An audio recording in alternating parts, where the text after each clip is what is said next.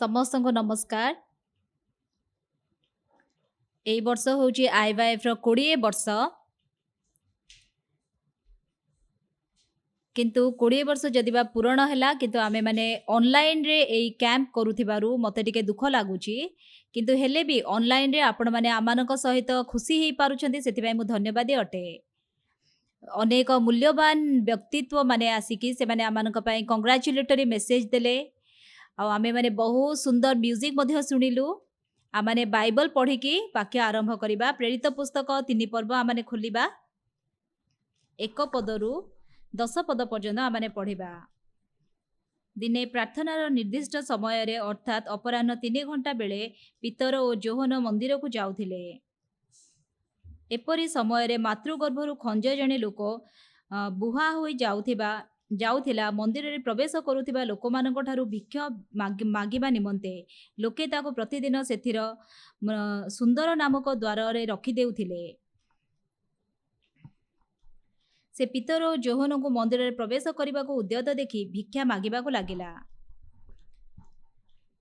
पितर और जोहन ता प्रति स्थिर दृष्टि चाहिए। पुणी पितर कहले आंभ मानक आड़क चाह।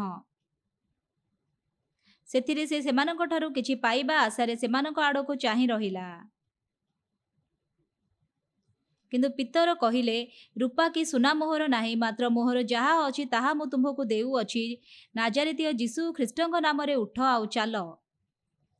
पुणी से तार डाहाण हाथ धरी ताकू उठाइले। सेथिरे तत्क्षणात तार पाद और गोड़े गंठी सब बल पाइला। आउ से कुदा मारी ठिया हैला। पुणी चालिबाकू लागिला। आउ से चालू चालू और कुदा मारू मारू पुणी ईश्वरंकर प्रशंसा करू करू सेमानक सहित मंदिर रे प्रवेश कला। सेथिरे लोक समस्ते ताहाकू चालिबा और ईश्वरंक प्रशंसा करिबा देखिले। आउ जेउ जनक मंदिरर सुंदर नामक द्वार निकटरे बसी भिक्षा करुथिला ए सेही लोक बोली सेमाने चिन्हिले। पुणी ता प्रति जहा घटिथिला ताहा देखि सेमाने निश्चय अतिशय विस्मयान्वित और आचंबित होई गले। आमाने आईवाएफ आरंभ करिकि वर्तमान 20 वर्ष पूरण हैला।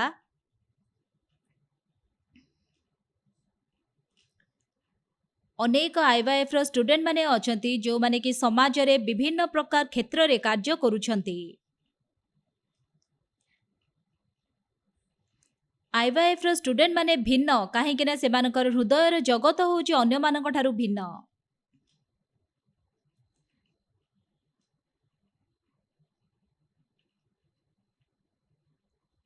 2009 मसीहारे मु चाइनीज यूथ लीग रे को निमंत्रित हेइथिली एवं 2 दिन पाई कि चाइनीज रो यूथ मानक पाई माइंड एजुकेशन देइथिली। तांकर पॉलिसी अनुसार तांकर देश रे से माने केवल गोटिए परिवार रे गोटिए संतान को जन्म देई पारुथिले। बापा मांग पाई से माने बहुत मूल्यवान थिले। सेति पाई से माने बहुत समस्या करुथिले। समस्त प्रकार परिवर्तन एवं समस्या हृदय रु आरंभ हुए।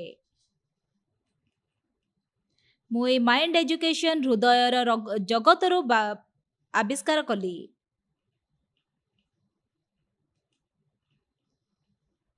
बाइबल रो सब वाक्य गुरुत्वपूर्ण काहे ना ताहार हृदय रो जगत विषय अति विस्तृत भाव में कही थाए। वर्तमान पर्यंत कौनसी मध्य पुस्तक जगत रे एमिति नाही जहा कि बाइबल परी हृदय रो जगत विषय रे आम मानकु कहि पारिबो। आपण जदि बाइबल रे पढ़िबे ताहले खाली सेमिति पढ़ी पारिबे, किंतु जेतेबेले से बाइबल रो वाक्य मोर हृदय रे प्रवेश करिबो आ सेते बेले आपण बाइबल परी आउ कौनसी बही पाई पारिबेनी। मु आपण मानकु ख्रिस्टियनिटी विषय रे किछि कहिबाको इच्छा करूनी, किंतु बाइबल रे हृदय रो जगत विषय रे विस्तृत भाव रे लिखा जाइछि। ए विषय जेतेबेले अनेक यूथ मानकु मु कुहे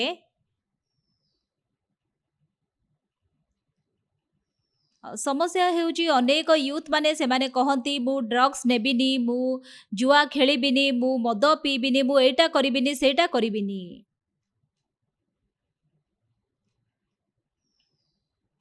किंतु जेतेबेले माइंड एजुकेशन से माने सुनंती सेतेबेले आउ से माने से विषय को घृणा करिबा आरंभ करंती।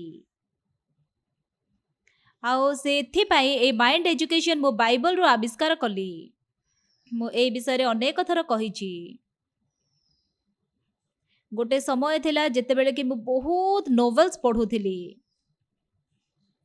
ଆଉ ସାନ ବେଳେ ଆମମାନେ ବେଶୀ କିଛି କରିବା ପାଇଁ ଆମ ପାଖରେ ନଥିଲା, ସେଥିପାଇଁ ଆମମାନେ ମୁଁ ଉପନ୍ୟାସ ପଢ଼ୁଥିଲି। ମୋ ପାଖରେ ଟଙ୍କା ନଥିଲା ବହି କିଣିବା ପାଇଁ। ମୁଁ ସନସାନ ବୋଲି ଗୋଟେ ଗାଁରେ ରହୁଥିଲି। ଯଦି ମୁଁ କାହା ଘରେ ବହି ଅଛି ବୋଲି ଶୁଣେ, ମୁଁ ଯାଇକି ତାଙ୍କଠୁ ସେ ବହି ମାଗିକି ଆଣେ। ଆଉ ମୁଁ ସେଇ ବହି ଗୋଟେ ଦିନ ପାଇଁ ଆଣେ, ଆଉ ରାତି ସାରା ଅନିଦ୍ରା ହେଇକି ସେଇ ବହି ମୁଁ ପଢ଼ିଥାଏ। ଆଉ ମତେ ଲାଗୁଛି ସନସାନ ଗାଁରେ ଯେତିକି ବହି ଥିଲା ତା ଭିତରୁ ପ୍ରାୟ ସବୁ ବହି ମୁଁ ପଢ଼ିଛି। ଆଉ ଯଦି ଆପଣ ବହି ପଢ଼ିବେ ତାହେଲେ ସେଇଟା ଗୋଟେ ଘଟଣା ବିଷୟରେ କୁହେନି, ଆଉ ସେଇଠି ସେମାନେ ତାଙ୍କର ଇମୋସନ ମଧ୍ୟ କହିଥାନ୍ତି। ଆଉ ଯେତେବେଳେ ଆପଣ ସେ ଇମୋସନ ଅନୁସାରେ ସେ ବହି ପଢ଼ିବେ, ଆପଣଙ୍କୁ ବହୁତ ଭଲ ଲାଗିବ ବହି। ଆଉ ସେଠି ଦୋସ୍ତଏଭସ୍କିର ଗୋଟେ ବହି ଅଛି, କ୍ରାଇମ୍ ଆଣ୍ଡ ପନିଶମେଣ୍ଟ। ଆଉ ସେଟା ରଷିଆର ସେଣ୍ଟ ପିଟର୍ସବର୍ଗରେ ସେଇ କାହାଣୀ ଲେଖାଯାଇଛି। ଆଉ ସେଠି ଯିଏ ଲେଖକ ଅଛନ୍ତି, ସେ ଲେଖକ ଲୋକମାନଙ୍କର ଇମୋସନ ବିଷୟରେ ଏତେ ସୁନ୍ଦର ଲେଖିଛନ୍ତି। ରାସ୍କୋଲନିକଭ ହେଉଛନ୍ତି ତାର ମେନ୍ କ୍ୟାରେକ୍ଟର। ଆଉ ସେ ରାସ୍କୋଲନିକଭ ସିଏ ଗୋଟେ ପନ୍ ସପ୍ର ମାଲିକଙ୍କୁ ମାରି ଦେଉଛନ୍ତି। ଆଉ ସେତେବେଳକୁ ଜଣେ ଡିଟେକ୍ଟିଭ ତାଙ୍କୁ ଗୋଡ଼ଉଛନ୍ତି। ଆଉ ମୋତେ ଲାଗୁଥିଲା ଯେମିତିକି ମୋତେ ସେ ଡିଟେକ୍ଟିଭ ଗୋଡ଼ଉଛନ୍ତି ଆଉ ମୁଁ ଦୌଡ଼ୁଛି। ଆଉ ସେଥିପାଇଁ 2 ଥର ସେ ବହି ମୁଁ ପଢ଼ିଲି। କିନ୍ତୁ ତୃତୀୟ ଥର ଖାଲି ଯୋଉଟା ବହୁତ ମଜା ଲାଗିବ ପଢ଼ିବା ପାଇଁ ସେତିକି ମୁଁ ପଢ଼ିଲି। ତାପରେ ସେ ବହି ମୁଁ ଫେରେଇ ଦେଲି। ଆଉ ମୁଁ 4 ଥର ପଢ଼ି ପାରିଲିନି। କିନ୍ତୁ ମୁଁ ଯୋହନ ପୁସ୍ତକ ପ୍ରାୟ 100 ଥରଠୁ ଅଧିକ ପଢ଼ିଛି। ଯେତିକି ଅଧିକ ମୁଁ ପଢ଼ୁଛି ମୋର ହୃଦୟ ସେତିକି ଗଭୀର ହେଇଯାଉଛି। ହଁ, ମୁଁ ସବୁ ବୁଝିଲି। ତାହେଲେ ଆଉ ପଢ଼ିବାର ଆବଶ୍ୟକତା ନାହିଁ।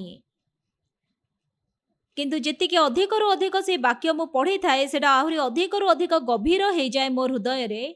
ଆଉ ସେଥିପାଇଁ ବର୍ତ୍ତମାନ ମଧ୍ୟ ମୁଁ ବାଇବଲ ପଢ଼ୁଛି। ସେଥିପାଇଁ ବାଇବଲରେ ମଣିଷର ହୃଦୟର ଜଗତ ବିଷୟରେ ଏତେ ବିସ୍ତୃତ ଭାବରେ ଲେଖାଯାଇଛି, ଯାହାକି ଆଉ କୌଣସି ପୁସ୍ତକରେ ଲେଖା ହେଇନି। ଆଉ ବାଇବଲରେ ଯେତେବେଳକୁ ମୁଁ ହୃଦୟର ଜଗତ ବିଷୟରେ ପଢ଼ୁଛି, ଆଉ ସେତେବେଳେ ମୋର ହୃଦୟକୁ ମୁଁ ସ୍ଥିର କରିପାରୁଛି। ଆଉ ବାଇବଲ ଦ୍ୱାରା ମୁଁ ଯୀଶୁଙ୍କର ହୃଦୟକୁ ଗ୍ରହଣ କରିପାରିଲି। ଜ୍ଞାନ ଦ୍ୱାରା ସବୁ କିଛି ବିଷୟ ଜାଣିବା ଏବଂ ହୃଦୟରେ ତାହା ଗ୍ରହଣ କରିବା ସମ୍ପୂର୍ଣ୍ଣ ଭାବରେ ଭିନ୍ନ ଅଟେ। ଯେତେବେଳେ ମୁଁ ମାଇଣ୍ଡ ଏଜୁକେସନ କରୁଛି, ଆଉ ଯେତେବେଳେ ହୃଦୟର ଜଗତ ବିଷୟରେ ମୁଁ ଷ୍ଟୁଡେଣ୍ଟମାନଙ୍କୁ କହିଥାଏ, ଆଉ ମୁଁ ବାଇବଲ ବିଷୟରେ ଅନେକ ବିଷୟ କୁହେ, ଆଉ ସେଥିପାଇଁ ହୃଦୟର କୋର୍ ବିଷୟରେ, ଗଭୀରତା ବିଷୟରେ ମୁଁ କହିଥାଏ। ଆଜି ଯଦି ଦେଖିବେ ତାହେଲେ ପିତର ବୋଲି ଜଣେ ବ୍ୟକ୍ତି ଏଠାରେ ଅଛନ୍ତି, ଆଉ ସେ ମନ୍ଦିରକୁ ଯିବା ସମୟରେ ଜଣେ ଖଞ୍ଜ ଲୋକକୁ ଦେଖୁଛନ୍ତି। ଆଉ ବର୍ତ୍ତମାନ ସେଇ ଖଞ୍ଜ ଲୋକ ଯିଏକି ଭିକ ମାଗୁଛି, ତାକୁ ସେ କହୁଛନ୍ତି ଆମ ଆଡ଼କୁ ତୁମେ ଚାହଁ। ଆଉ ସେ ଭିକାରୀ ତାଙ୍କୁ ଅନଉଛି, କ'ଣ ଆମକୁ ଦେବେ ସେ। ସେତେବେଳେ ପିତର ତାଙ୍କୁ କ'ଣ କହୁଛନ୍ତି? ପିତର କହୁଛନ୍ତି ସୁନା କି ରୂପା କି ସୁନା ମୋହର ନାହିଁ, ମାତ୍ର ମୋହର ଯାହା ଅଛି ତାହା ମୁଁ ତୁମକୁ ଦେଉଅଛି। ଏବଂ ତାଙ୍କର ଡାହାଣ ହାତ ଧରିକି ସେ ତାଙ୍କୁ ଠିଆ କରାଉଛନ୍ତି। ନିଶ୍ଚିତ ଭାବରେ ସେ ଜଣେ ଖଞ୍ଜ ଥିଲେ, ସେ ଚାଲି ପାରୁନାହାନ୍ତି। ଆଉ ଜଣେ ତାଙ୍କୁ ସେଇଠି ଭିକ ମାଗିବା ପାଇଁ ଆଣିକି ଛାଡ଼ୁଥିଲା, କିନ୍ତୁ ସେ କେମିତି ଚାଲିପାରିଲେ? ତାର କାରଣ କ'ଣ ଥିଲା? ଆଉ ପିତରଙ୍କର କଥା ତାକୁ କ'ଣ ଶକ୍ତି ଦେଲା? ମୁଁ ବାରମ୍ବାର ସେ ବିଷୟରେ ଚିନ୍ତା କଲି। ସେ କେମିତି ଚାଲିପାରିଲେ? ତାଙ୍କର ହୃଦୟରେ କ'ଣ ଘଟିଥିଲା? ମୁଁ ସେ ବିଷୟ ବାରମ୍ବାର ବାଇବଲରେ ଖୋଜିଲି। ମୁଁ ଚିନ୍ତା କଲି, ମୁଁ ଯଦି ଜଣେ ଏଇ ପ୍ରକାର ଖଞ୍ଜ ହେଇଥାନ୍ତି, ଯିଏକି ଜୀବନ ସାରା କେବେ ଚାଲିନି, ହଁ ମୁଁ ଗୋଟେ ଦିନ ଚାଲିପାରିବି ବୋଲି ହୃଦୟ ପାଇଲି, ଆଉ ମୁଁ ଚାଲିପାରିଲି। ଆଉ ସେଇ ଟିକେ ସମୟ ପୂର୍ବରୁ ମୋ ଗୋଡ଼ ହଲେଇ ପାରୁନଥିଲି, ତେବେ ଏଇ ସବୁ ବିଷୟ ହୃଦୟରୁ ଘଟିଥାଏ ବୋଲି ଆମେମାନେ ବାକ୍ୟ ଦ୍ୱାରା ଜାଣିପାରିବା। ମୋର ଜୀବନରେ ଅନେକ ଗୁଡ଼ିଏ ବିଷୟ ମୁଁ ଆବିଷ୍କାର କରିଛି। ଯେତେବେଳେ ଆପଣ ହୃଦୟରେ ଆଶା ଦେବେ, ତାହା ଜ୍ଞାନ ନୁହେଁ। ଯଦି ପ୍ରକୃତରେ ହୃଦୟରେ ଆଶାର ହୃଦୟ ପ୍ରବେଶ କରିବ, ଆଉ ଯଦି ଆପଣଙ୍କର ହୃଦୟରେ ଯେଉଁ ହୃଦୟ ଅଛି, ଉଦାହରଣ ସ୍ୱରୂପ କୋ ପାଷ୍ଟର ସାମୁଏଲ ବର୍ତ୍ତମାନ ଟ୍ରାନ୍ସଲେସନ କରୁଛନ୍ତି, ଆଉ ମୁଁ ଯାହା କହୁଛି ସେ ତାହା ଅନୁବାଦ କରୁଛନ୍ତି। ମୁଁ ଯାହା କହୁଛି ତାହା ଯଦି ତାଙ୍କ ହୃଦୟରେ ପ୍ରବେଶ କରିବ, ତାହେଲେ ତାଙ୍କର ହୃଦୟ ମୋର ହୃଦୟ ଏକ ହେବ। ତାହେଲେ ଆମେ ସମ୍ପୂର୍ଣ୍ଣ ଭାବରେ ଭିନ୍ନ ସମ୍ପର୍କ ସ୍ଥାପନ ହେବ ଆମ ମଧ୍ୟରେ। ସେଥିପାଇଁ ଆମମାନଙ୍କର ଯେଉଁ ହୃଦୟ ଅଛି, ଆଉ ଯାହା ଏତିକି ଯେତେବେଳେ ଆମେ ତାହା ଅନ୍ୟମାନଙ୍କ ସହିତ ବିନିମୟ କରିଥାଉ, ଆଉ ତାଙ୍କ ପ୍ରକାର ତାଙ୍କର ଯାହା ଚିନ୍ତା ଅଛି, ତାଙ୍କର ଯାହା ହୃଦୟ ଅଛି, ତାହା ଆମେମାନେ ପାଇପାରିବା। ଯଦି ତାଙ୍କର ହୃଦୟ ଆମର ହୃଦୟରେ ପ୍ରବେଶ କରିବ, ଆଉ ସେହି ହୃଦୟ ଅନ୍ୟମାନଙ୍କ ପାଖକୁ ମଧ୍ୟ ଯାଇପାରିବ। ଯଦି ସେହି ବ୍ୟକ୍ତି ମୋର ପରି ହୃଦୟ ତାଙ୍କ ହୃଦୟରେ ରଖିବେ, ତାହେଲେ ସେ ସମ୍ପୂର୍ଣ୍ଣ ଭାବରେ ଗୋଟେ ଭିନ୍ନ ଜୀବନ ବଞ୍ଚିବାକୁ ଆରମ୍ଭ କରିବେ। ଆଉ ଏଇଟା ହେଉଛି ଗୋଟେ ଘଟଣା ଯାହାକି ପେଣ୍ଟିକସ୍ ଦିନ ପରେ ଘଟିଛି। ଯଦି ଇସ୍ରାଏଲ ଦେଶରେ ଦେଖିବେ ବିଭିନ୍ନ ପ୍ରକାର ପର୍ବ ଅଛି।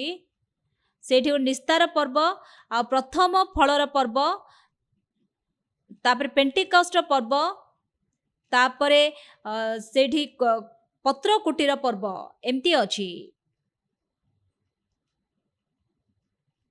ଆଉ ବର୍ତ୍ତମାନ ଯୀଶୁ କ୍ରୁଶରେ କ୍ରୁଶାର୍ପିତ ହେଲେ, ଆଉ 3 ଦିନ ପରେ ଯୀଶୁ ପୁନରୁତ୍ଥିତ ହେଲେ। ଆଉ ଯୀଶୁ ଯେଉଁ ଦିନ ପୁନରୁତ୍ଥିତ ହେଲେ, ସେଇଟା ହେଉଛି ପ୍ରଥମ ଫଳର ପର୍ବ। ତାହା ହେଉଛି ଯୀଶୁଙ୍କର ପୁନରୁତ୍ଥାନର ପ୍ରଥମ ଫଳ। ଆଉ ପ୍ରଥମ ଫଳର ସେଇ ପର୍ବ ପରେ 50 ଦିନ ପରେ ସେଇଠି ପେଣ୍ଟିକସ୍ଟର ଦିନ ଆସୁଛି। ଆଉ ପେଣ୍ଟିକସ୍ ଦିନରେ ପବିତ୍ର ଆତ୍ମା ଲୋକମାନଙ୍କ ଉପରେ ଅବତୀର୍ଣ୍ଣ କରୁଛନ୍ତି।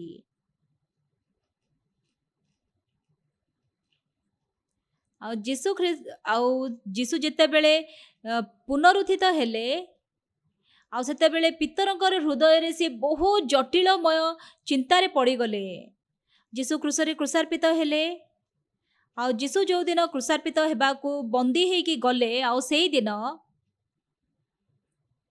ଅନ୍ୟ ଶିଷ୍ୟମାନେ ସମସ୍ତେ ପଳେଇ ଗଲେ। ଆଉ ଯୀଶୁଙ୍କର କେବଳ 2 ଜଣ ଶିଷ୍ୟ ଥିଲେ। ଜଣେ ହେଉଛନ୍ତି ପିତର, ଆଉ ଜଣେ ହେଉଛନ୍ତି ଯୋହନ।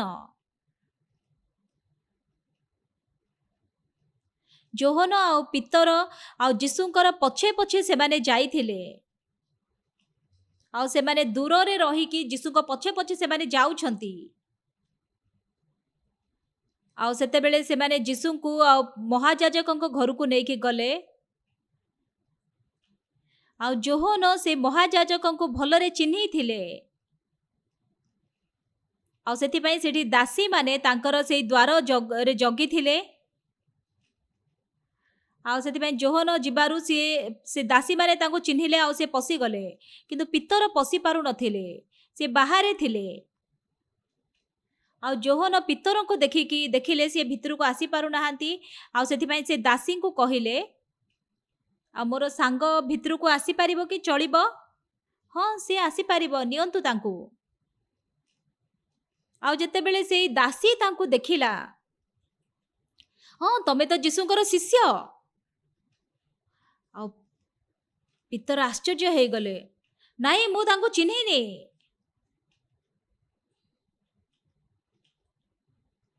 ଆଉ ପିତର ନିଜେ ମଧ୍ୟ ନ ଜାଣିକି ହଠାତ୍ ତାଙ୍କ ମୁହଁରୁ ସେଇ ପ୍ରକାର କଥା ବାହାରିଲା। ଆଉ ତାପରେ ସେ ଭିତରକୁ ଗଲେ।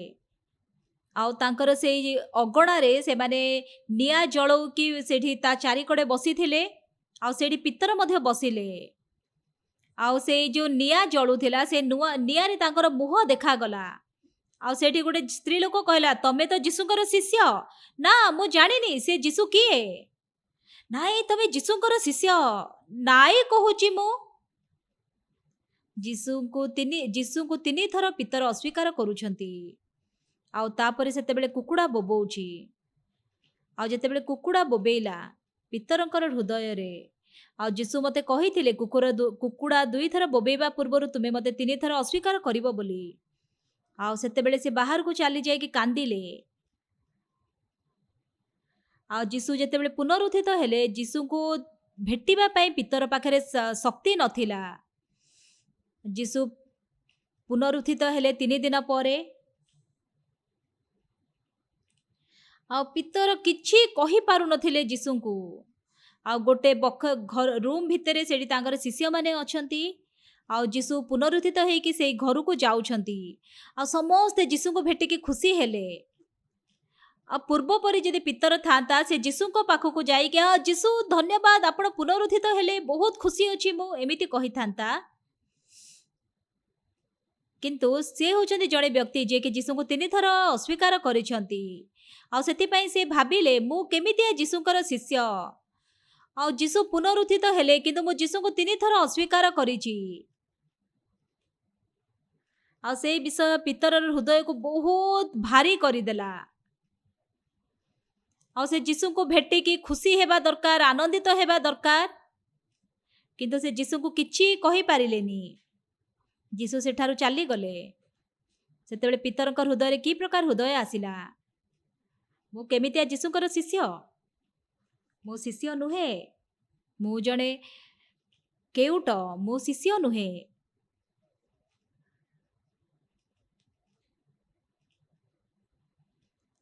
ଆଉ ମୁଁ ହେଉଛି ଗୋଟେ ଲୋକ ଯିଏକି ଯୀଶୁଙ୍କୁ 3 ଥର ଅସ୍ୱୀକାର କରିଛି। ଆଉ ମୁଁ କେମିତିଆ ଯୀଶୁଙ୍କର ଶିଷ୍ୟ, ଯଦି ବା ମୁଁ ଇଚ୍ଛା କରୁନଥିଲି କିନ୍ତୁ ମୁଁ ଯୀଶୁଙ୍କୁ ଅସ୍ୱୀକାର କଲି।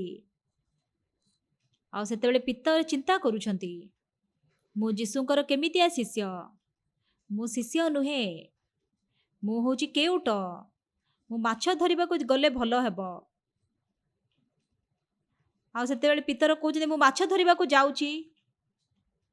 ଆଉ ସେଥିପାଇଁ ସେମାନେ ଗାଲିଲି ସମୁଦ୍ରକୁ ଯାଇକି ମାଛ ଧରୁଛନ୍ତି। କିନ୍ତୁ ସେଇଦିନ ରାତିରେ ସେମାନେ ଗୋଟେ ବି ମାଛ ଧରି ପାରୁନାହାନ୍ତି। ପାହାନ୍ତିଆ ହେଇଗଲା। ଆଉ ସେତେବେଳେ ଯୀଶୁ ସେଇ ସମୁଦ୍ର ପାଖକୁ ଆସିଲେ। ତମେ କିଛି ମାଛ ଧରିଛ କି? ନା, ଆମେ କିଛି ଧରିନୁ। ତାହେଲେ ତୁମେ ତୁମର ଜାଲ ଡାହାଣ ପଟେ ପକାଅ। ଡାହାଣ ପଟ କୋଉଟା? ଆଉ ଏଇପଟେ ଅନେଇଲେ ଏଇଟା ହେଉଛି ଡାହାଣ ପଟ। ଆଉ ସେପଟୁ ଦେଖିଲେ ଏଇଟା ହେଉଛି ଡାହାଣ ପଟ। ଆଉ ଇଷ୍ଟର କାଣ୍ଟାଟାରେ ଆପଣ ସେଇ ଫିଲ୍ମ ଦେଖିଥିବେ। ଆଉ ଯୀଶୁ ତାଙ୍କୁ କହିଲେ ତୁମର ଡାହାଣ ପଟେ ଜାଲ ପକାଅ। ସେତେବେଳେ ସେମାନେ ଚିହ୍ନିଲେ ସେ ଯୀଶୁ।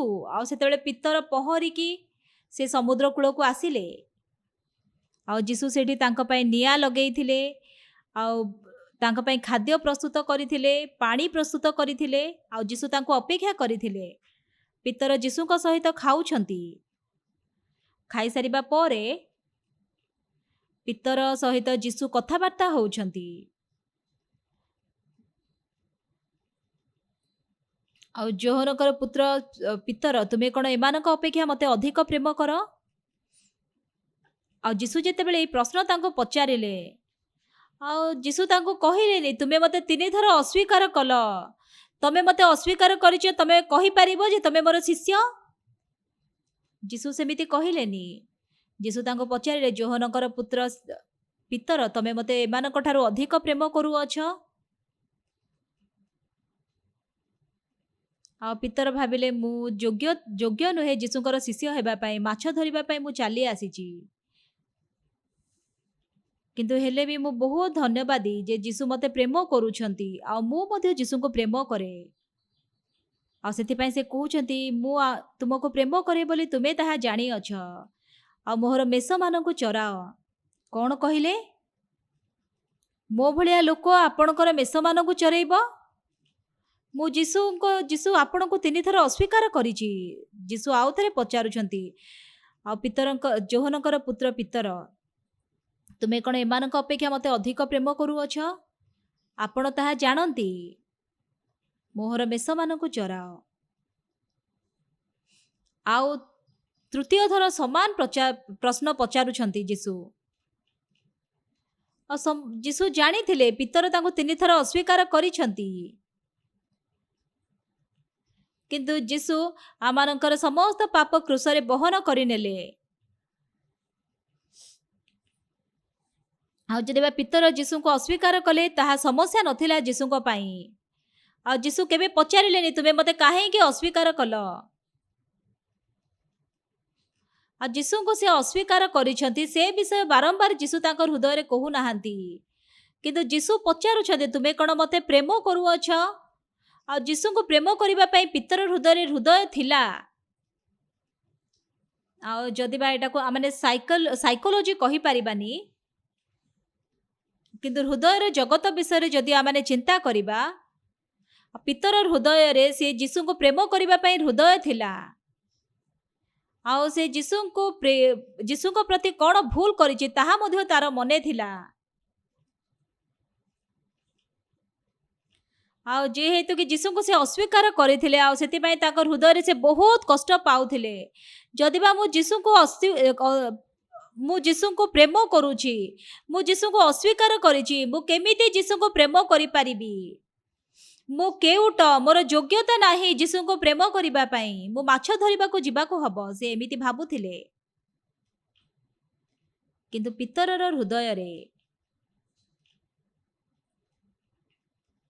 ଯୀଶୁ କ'ଣ ପଚାରୁଛନ୍ତି ତୁମେ କ'ଣ ମୋତେ ପ୍ରେମ କରୁଅଛ। ଏମାନଙ୍କ ଅପେକ୍ଷା ତୁମେ ମୋତେ ଅଧିକ ପ୍ରେମ କରୁଅଛ କି। ଆଉ ପିତର ଏ ବିଷୟରେ ଚିନ୍ତା କଲେ। ନିଶ୍ଚିନ୍ତ ସେ ଯୀଶୁଙ୍କୁ ପ୍ରେମ କରୁଛନ୍ତି। ସେ ଯୀଶୁଙ୍କୁ ପ୍ରେମ କରୁଛନ୍ତି।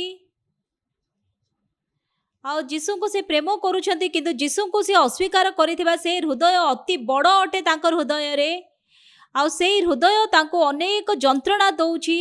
ସେଥିପାଇଁ ସେ କହିପାରୁନାହାନ୍ତି ମୁଁ ଯୀଶୁଙ୍କୁ ପ୍ରେମ କରୁଛି ବୋଲି। ମୁଁ କେମିତିଆ ଯୀଶୁଙ୍କର ଶିଷ୍ୟ, ମୁଁ ଯୀଶୁଙ୍କୁ 3 ଥର ଅସ୍ୱୀକାର କରିଛି। ଆଉ ମୁଁ ହେଉଛି ଜଣେ କେଉଟ, ମୁଁ ଯୀଶୁଙ୍କର ଶିଷ୍ୟ ନୁହେଁ।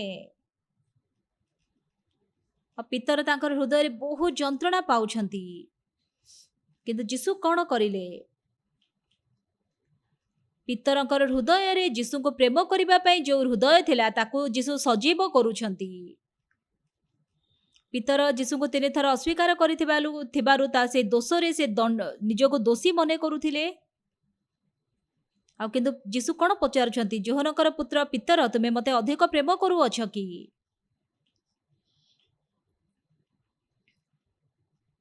ତେବେ ଯୀଶୁ କାହିଁକି ସେ ପ୍ରଶ୍ନ ପଚାରିଲେ, କାହିଁକି ନା ପିତରର ହୃଦୟର ଗଭୀରତାରେ ଯୀଶୁଙ୍କୁ ପ୍ରେମ କରିବା ପାଇଁ ଯେଉଁ ହୃଦୟ ଅଛି ସେ ହୃଦୟକୁ ସେ ପ୍ରକାଶ କରାଉଛନ୍ତି। ଆପଣଙ୍କ ଘରେ ସେଠି ବିଭିନ୍ନ ପ୍ରକାର ସେଠି ଇନଷ୍ଟ୍ରୁମେଣ୍ଟ ଥିବ, ଯେମିତିକି ହାତୁଡ଼ି କିମ୍ବା କଇଁଚି। ଆଉ ବେଳେବେଳେ ଆପଣ ସେଟା କେଉଁଠି ରଖିଦେଇଛନ୍ତି ଆପଣଙ୍କୁ ମିଳିବନି ସେଟା। ଆଉ ସେଠି କଇଁଚି ରଖିବା ପାଇଁ ଗୋଟେ ଅଲଗା ଜାଗା, ସେଠି ହାତୁଡ଼ି ରଖିବା ପାଇଁ ଗୋଟେ ଅଲଗା ଜାଗା। ଆଉ ଯଦି ଏଇ ପ୍ରକାର ଆପଣ ରଖିଛନ୍ତି ତାହେଲେ ବହୁତ ସହଜରେ ଆପଣ ତାହା ଖୋଜି ପାରିବେ। କିନ୍ତୁ ଯେତେବେଳେ ଆପଣମାନେ ତାହା ସାଇଜରେ ରଖୁନାହାନ୍ତି ତାହେଲେ ଖୋଜିବାଟା ସହଜ ନୁହେଁ। ଆମମାନଙ୍କର ହୃଦୟ ମଧ୍ୟ ସମାନ।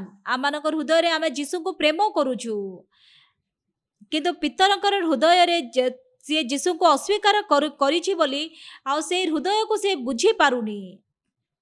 ଆଉ ସେଥିପାଇଁ ପିତର ହୃଦୟରେ ଯୀଶୁଙ୍କୁ ପ୍ରେମ କରିବାର ଯେଉଁ ହୃଦୟ ଅଛି ସେ ହୃଦୟକୁ ସେ ତାର ହୃଦୟରୁ ବାହାର କରୁଛନ୍ତି।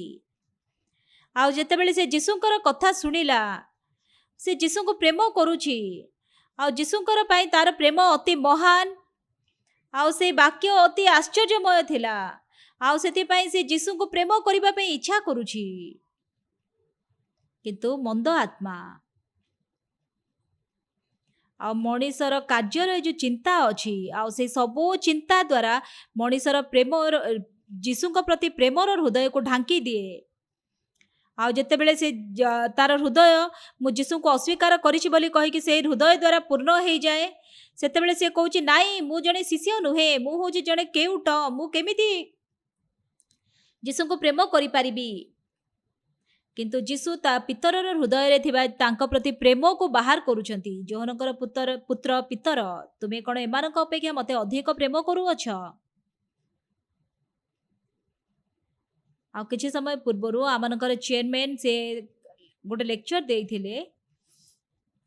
ଆଉ ଯେତେବେଳେ ସେଠି जर्मनी रे सेमाने बंदी हेकी थिले। आउ जेते बेलकु सेमाने स्वाधीन हेई नथिले आउ सेते बेलकु आउ क्रिसमस र 24 तारिख रे सेते बेलकु सेमाने हताश हेई जाउछंती। आउ तांकर हृदय रे सेमाने आउ एते दुखी हेई जाइथिले जे सेमाने क्रिसमस पई अपेक्षा न करिके मरि जाउछंती। आपणको घरे कुऱ्हाड़ी अछि, हातुड़ी अछि, कइंची अछि, सबु अछि। किंतु जदि आपण सेटा गोटे जगार रखी देइछन्ति जोटा कि ढांकी ही जाइछि देखा जाउनी ताहले आपणको व्यवहार करबाको थिले भी आपण ताहा व्यवहार करि पारिबेनी। ईश्वरक प्रति प्रेम आपणको हृदय रे अछि जहा कि गभीरता रे अछि। किंतु जेमिति कि परमेश्वर जीशु वर्तमान पितरर हृदय रु से प्रेम को बाहर करूछंती। आउ किंतु जदि से प्रेम न बाहारे ताहले से विभिन्न प्रकार चिंता द्वारा ढांकी हेकी खाली दुख जंत्रणा और कष्ट पाइब। आउ सेति पई पितरंकर हृदय रे जीशु को प्रेम करिवार जे हृदय अछि ताकू बाहर करूछंती जीशु। आ जोहनकर पुत्र पितर तुमे एमानक अपेक्षा मते अधिक प्रेम करूअछ। आउ सेते बेले से प्रश्न सुनि कि पितर चिंता करूछंती मु सतरे जीशु को प्रेम करे। सेते बेले से कांदिबा को आरंभ करूछंती। हाँ परमेश्वर मु तुमको प्रेम करूथिली। हाँ प्रभु तुमे तो जानिछ मु तुमको प्रेम करे। पितर आश्चर्य हे गले। आ तांकर हृदयर गभीरतारे जीशु को प्रति प्रेम ताहा लुचिकी थिला। मु जीशु को 3 थर अस्वीकार कली। मु केमितिया जीशुकर शिष्य मु शिष्य हेबा पई योग्य नुहे। मु जो शिष्य हेई पारिबिनी। आ सेथि पई कि से प्रेम से केबे मध्य देखै पारु नथिले। आ से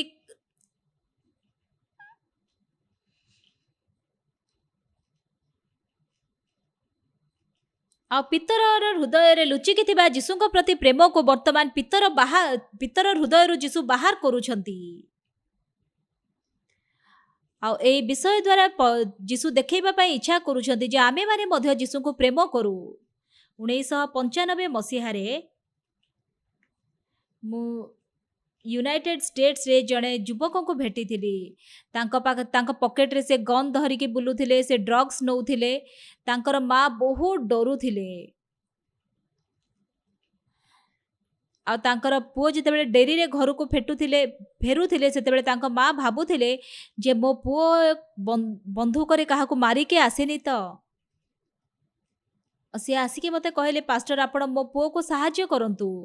मु कहली मो कोरिया रे रहूची आपण अमेरिका रे रहूछथि मु केमिति सहाय्य करबी आपणकू। से तृतीय थर कांदी कांदी आसिले। आ मु सेतेबेले चिंता कली ताकू केमिति सहाय्य करबी। मु तांका मां को कहली आपण आपणकर पुओ को मो सहित कोरिया को पठेई पारिबे कि। हाँ निश्चित आपण ताकू नेई कि जानतु। मु ताको कोरिया को नेई के आसिली। से ड्रग्स नौथिले, से गेम एडिक्ट थिले। आ से एई प्रकार जने स्टूडेंट थिले। अमेरिका परी कोरिया रे ड्रग्स टा एते सहज नुहे मिलिबा सेति पई से ड्रग्स नेई पारिलेनी। आ ठीक जीशुଙ୍କ परी आ मु सेई उज्जवलमय आलोकित हृदय जहा तार हृदय लुचिकी अछि ताहा मु बाहर करबा को इच्छा करूथिली। प्राय 3 मास परे ये संपूर्ण भाव में भिन्न स्टूडेंट हे गला। आ वर्तमान मध्य मु ताकू भूली पारुनी। बेले बेले मु जेतेबेले ताकू कॉल करी थाए से भाई कौन कहती मते जानिछ पास्टर मु सेतेबेले बहुत खुशी थिली। वर्तमान से समय को मु फेरी जीवा को इच्छा करूची। आउ से समय विषय चिंता कले मु खुशी होउची। मु एते धन्यवादी होउची काहे कि आपण को घरे फ्रिज अछि। फ्रिज रे आइसक्रीम अछि, कोका कोला अछि, सेठी विभिन्न प्रकार जिंस अछि। किंतु आउ जदि किछि पिता जिंस जदि मो स्त्री रखिबे आनी के फ्रिज रे आउ सेटा आपण खाइले पिता लागिबो। ଆଉ ଯଦି ସେଇ ପିତା ଖାଦ୍ୟ ମୁଁ ଖାଇବି ତାହେଲେ ମୋତେ ପିତା ଲାଗିବ, କିନ୍ତୁ ଯଦି ମୁଁ ମିଠା ନେଇକି ଖାଇବି ମୋତେ ମିଠା ଲାଗିବ। ଆଉ ଲୋକମାନେ ହୃଦୟର ଜଗତ ଯଦି ଯଦି ଜାଣିବେ ତାହେଲେ ସେମାନେ ଗୋଟେ ଥରକରେ ସବୁ ଜାଣିପାରିବେ। ହଁ, ଏଇଠି ଜୁସ୍ ଅଛି, ଏଇଠି ଆଇସ୍କ୍ରିମ୍ ଅଛି, ଏଇଠି ପିତା ଖାଦ୍ୟ ଅଛି, ଆଉ ମୋତେ ଜୁସ୍ ପିଇବାର ଇଚ୍ଛା ଅଛି, ମୁଁ ଜୁସ୍ ପିଇବି। କିନ୍ତୁ ଯଦି ଏଇ ପ୍ରକାର ବିଷୟ ଯଦି ସବୁ ଭିନ୍ନ ହେଇକି ନାହିଁ, ସବୁ ଯଦି ମିଶ୍ରିତ ହେଇକି ଅଛି, ତାହେଲେ ଆପଣଙ୍କ ହୃଦୟରେ ଆନନ୍ଦ ଥିଲେ ଆପଣ ଆନନ୍ଦକୁ ଅନୁଭବ କରିପାରିବେନି। ଯେତେବେଳେ ଆପଣ ଯଦି ଯନ୍ତ୍ରଣାରେ ଅଛନ୍ତି, କିନ୍ତୁ ଯଦି ଯନ୍ତ୍ରଣାକୁ ବିଷୟରେ ଚିନ୍ତା ନ କରିକି ଆନନ୍ଦ ବିଷୟରେ ଚିନ୍ତା କରିବେ, ଆପଣ ଯନ୍ତ୍ରଣା ପାଇବେନି। ଆଉ ପିତରଙ୍କର ହୃଦୟରେ ଯୀଶୁଙ୍କୁ ପ୍ରେମ କରିବା ପାଇଁ ହୃଦୟ ଥିଲା। ଆଉ ବର୍ତ୍ତମାନ ଯୀଶୁ କ'ଣ କରୁଛନ୍ତି? ଆଉ ବର୍ତ୍ତମାନ ଯୀଶୁ ଦେଖୁଛନ୍ତି ଯେ ପିତର ହୃଦୟରେ ଯୀଶୁଙ୍କୁ ପ୍ରେମ କରିବା ପାଇଁ ହୃଦୟ ଅଛି। ଆଉ ସେଥିପାଇଁ ବର୍ତ୍ତମାନ ଯୀଶୁ ପିତର ହୃଦୟରୁ ସେ ହୃଦୟକୁ ବାହାର କରିବା ପାଇଁ ଇଚ୍ଛା କରୁଛନ୍ତି। ଆଉ ଯୀଶୁ କହିଲେ, ଯୋହନଙ୍କର ପୁତ୍ର ପିତର, ଏହି ସମସ୍ତଙ୍କ ଅପେକ୍ଷା କ'ଣ ତୁମେ ମୋତେ ଅଧିକ ପ୍ରେମ କରୁଅଛ? ସେ ଯୀଶୁଙ୍କୁ ପ୍ରେମ କରନ୍ତି ବୋଲି ବର୍ତ୍ତମାନ ଚିନ୍ତା ବି କରିପାରୁନାହାନ୍ତି।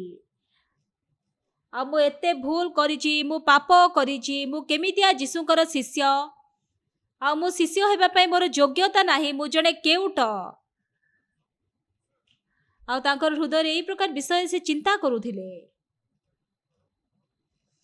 ଆଉ ଯୀଶୁଙ୍କର ପାଇଁ ତାଙ୍କର ହୃଦୟରେ ଯେଉଁ ପ୍ରେମ ଥିଲା, ସେଇ ପ୍ରେମକୁ ଯୀଶୁ ବାହାର କରୁଛନ୍ତି। ଆଉ ଯୋହନଙ୍କର ପୁତ୍ର ପିତର, ତୁମେ ମୋତେ କ'ଣ ପ୍ରେମ କରୁଅଛ? ହଁ, ମୁଁ ଆପଣଙ୍କୁ ପ୍ରେମ କରେ। ଆଉ ଯେତେବେଳେ ପିତର ଦେଖୁଛନ୍ତି ନିଜ ହୃଦୟକୁ, ସେ ଯୀଶୁଙ୍କୁ ପ୍ରେମ କରୁଛନ୍ତି, କିନ୍ତୁ ତାଙ୍କର ସେଇ ପ୍ରେମର ହୃଦୟ ଲୁଚି ଯାଇଥିଲା। ଆଉ ତାଙ୍କର ହୃଦୟରେ ସେ କେବଳ ନିଜକୁ ଦଣ୍ଡନୀୟ, ଦୋଷୀ ମନେ କରୁଥିଲେ। ଆଉ ସେଥିପାଇଁ ସେ କଷ୍ଟରେ, ଯନ୍ତ୍ରଣାରେ ରହୁଥିଲେ। ମୁଁ କେମିତିଆ ଶିଷ୍ୟ, ମୁଁ ଗୋଟେ କେଉଟ, ମୁଁ ଜଣେ ଶିଷ୍ୟ ନୁହେଁ। ଏହି ପ୍ରକାର ହୃଦୟ ତାଙ୍କ ପାଖରେ ଥିଲା। ଆଉ ଯୀଶୁ ସେତେବେଳେ ତାଙ୍କୁ ପଚାରୁଛନ୍ତି, ଯୋହନଙ୍କର ପୁତ୍ର ପିତର, ଆଉ ତୁମେ କ'ଣ ସତରେ ମୋତେ ପ୍ରେମ କରୁଅଛ?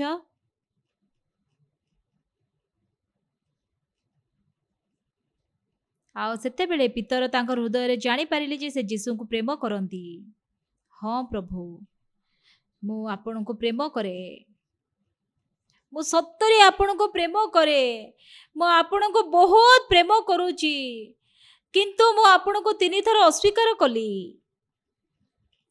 ହଁ, ମୋହର ମେଷମାନଙ୍କୁ ଚରାଅ, ମୋହର ମେଷ ଶାବକମାନଙ୍କୁ ପ୍ରତିପାଳନ କର। ପ୍ରଭୁ, ମୋ ଭଳିଆ ଲୋକକୁ ଆପଣ ଏଇ ମେଷମାନଙ୍କର ଦାୟିତ୍ୱ ଦେଉଛନ୍ତି। ମୋର ଏଇ ପ୍ରକାର ଯୋଗ୍ୟତା ନାହିଁ। ଯୋହନଙ୍କର ପୁତ୍ର ପିତର, ଏହି ସମସ୍ତଙ୍କ ଅପେକ୍ଷା ତୁମେ ମୋତେ ଅଧିକ ପ୍ରେମ କରୁଅଛ। ହଁ, ମୁଁ ଆପଣଙ୍କୁ ପ୍ରେମ କରେ, ତେବେ ମୋର ମେଷମାନଙ୍କୁ ଚରାଅ। ପ୍ରଭୁ, ମେଷମାନଙ୍କୁ ଚରେଇବା ପାଇଁ ମୋତେ କହୁଛନ୍ତି।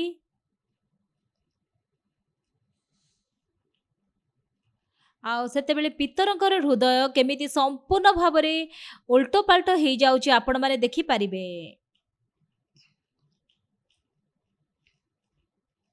ଆଉ ପିତର ହୃଦୟରେ କେବଳ ଯୀଶୁଙ୍କ ପ୍ରତି ପ୍ରେମକୁ ଯୀଶୁ ସଜୀବ କରୁନାହାନ୍ତି, ଆଉ ତାଙ୍କର ହୃଦୟର ଗଭୀରତାରେ ସେଇ ପ୍ରେମ ଥିଲା। ଆଉ ସେ କ'ଣ ଭାବୁଛି, ମୁଁ ଯୀଶୁଙ୍କୁ 3 ଥର ଅସ୍ୱୀକାର କଲି, ମୁଁ ପାପ କରିଛି, ମୁଁ ଏତେ ଦୁଷ୍ଟ, ମୁଁ କେମିତି ଯୀଶୁଙ୍କୁ 3 ଥର ଅସ୍ୱୀକାର କରିପାରିଲି? ଏହି ପ୍ରକାର ଚିନ୍ତା ଦ୍ୱାରା ତାଙ୍କର ହୃଦୟ ପୂର୍ଣ୍ଣ ହେଇଯାଇଛି। ଆଉ ସେତେବେଳେ ଯୀଶୁ ସେଇ ପ୍ରେମ ତାଙ୍କର ହୃଦୟରୁ ବାହାର କରୁଛନ୍ତି।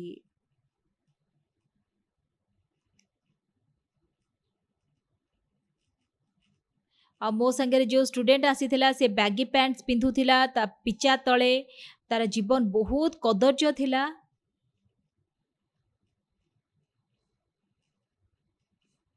କାହିଁକି ନା ମୁଁ ଯୀଶୁଙ୍କ ପରି। ଆଉ ସେଥିପାଇଁ ତାର ହୃଦୟକୁ ମୁଁ ଭିନ୍ନ ଦିଗରେ କଢ଼େଇ ନେଲି, ଯେମିତିକି ସେ ଗେମ୍ସ ଖେଳିବନି। ମୁଁ ସେଥିପାଇଁ ଅନେକ ୟୁଥ୍ ମାନଙ୍କ ସହିତ ଏହିପରି କରିଥାଏ। କିନ୍ତୁ ସମସ୍ୟା କ'ଣ, ତାଙ୍କର ହୃଦୟରେ ସେମାନେ ପ୍ରେମ କରୁଛନ୍ତି ଯୀଶୁଙ୍କୁ, କିନ୍ତୁ ସିଏ ଡ୍ରଗ୍ ଆଡ଼ିକ୍ଟ ହେଇଯାଉଛନ୍ତି, ମଦ ପିଉଛନ୍ତି। ମୁଁ ଏଇଠୁ ମୁକ୍ତ ହେବାକୁ ଇଚ୍ଛା କରୁଛି, ମୋତେ ଗେମ୍ ଖେଳିବାକୁ ଇଚ୍ଛା ନାହିଁ, ମୋତେ ଡ୍ରଗ୍ସ ନେବାକୁ ଇଚ୍ଛା ନାହିଁ। ଆଉ ଗୋଟେ ଛାତ୍ରୀ ଥିଲେ ଯିଏକି 4 ଦିନ ନ ଶୋଇକି ନ ଖାଇକି ସେ ଗେମ୍ ଖାଲି ଖେଳୁଥିଲେ। ସତରେ ସେ ସେମିତି ଖେଳିଥିଲେ, ଟଏଲେଟ୍ ବି ଗଲେନି। ସତରେ ସେ ସେଇ ପ୍ରକାର ଖେଳୁଥିଲେ ବୋଲି ସେ କହିଥିଲେ। କିନ୍ତୁ ଯେତେବେଳେ ୱାର୍ଲ୍ଡ କ୍ୟାମ୍ପ ହଉଥିଲା, ଆମେ ତାଙ୍କୁ ଖୁସି କରେଇଥାଉ, ଆମେ ତାଙ୍କୁ ଆନନ୍ଦିତ କରେଇଥାଉ, ଆମେ ତାଙ୍କୁ ବହୁତ ବିଷୟକୁ ଉପଭୋଗ କରିବା ପାଇଁ ଦେଇଥାଉ।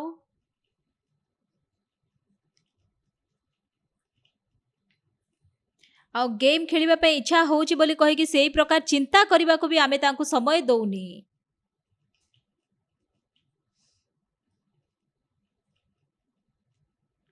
ଆଉ ଯେତେବେଳକୁ ସେ ଆଣ୍ଡି ବୋଲି କହିକି ସେ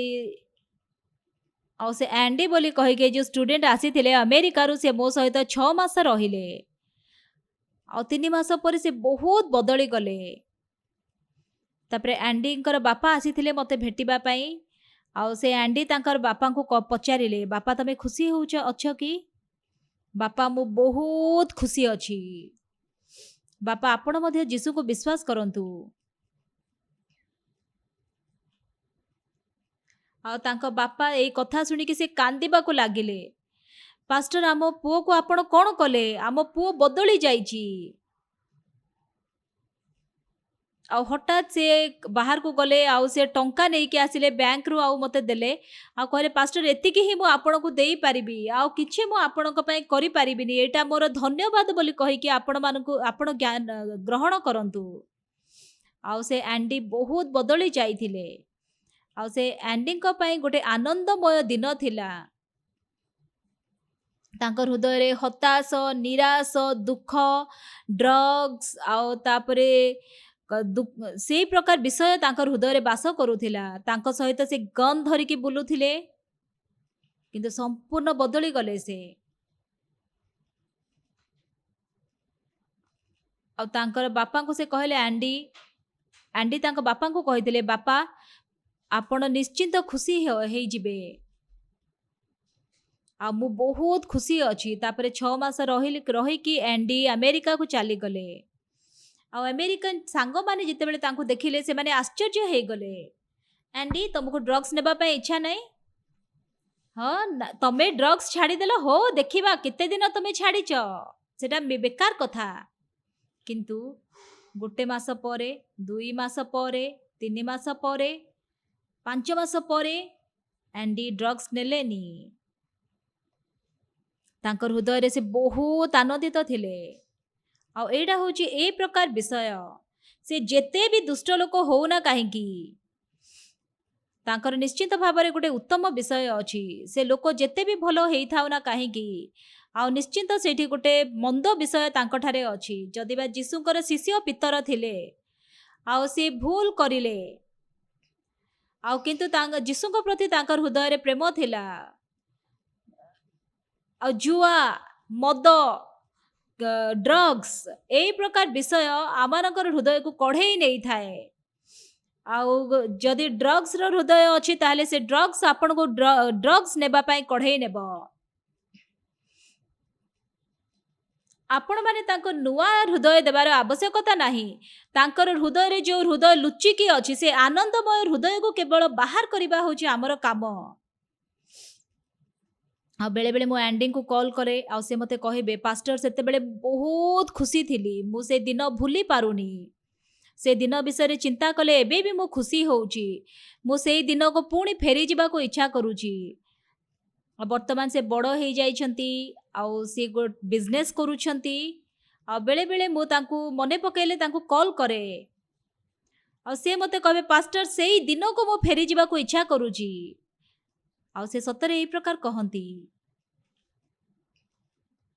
ଆଉ ଯୀଶୁ ମଧ୍ୟ ଆଜି ପିତରର ହୃଦୟରେ ଆଉ ନୂତନ ହୃଦୟକୁ ସେ ବାହାର କରୁଛନ୍ତି ଆପଣମାନଙ୍କର ହୃଦୟରେ ମଧ୍ୟ।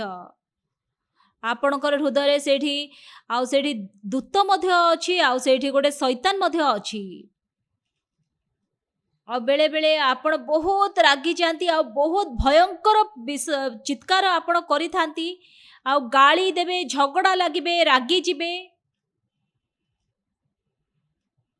ଆଉ ସେତେବେଳେ ଆପଣଙ୍କ ହୃଦୟରେ ଖାଲି ରାଗ ଦେଖାଯାଉଛି ନା, ଆଉ ଅଭିଯୋଗ, ବିରକ୍ତ, ଆଉ ଗାଳି ଏଇଗୁଡ଼ାକ ଖାଲି ଦେଖାଯାଉଛି ନା?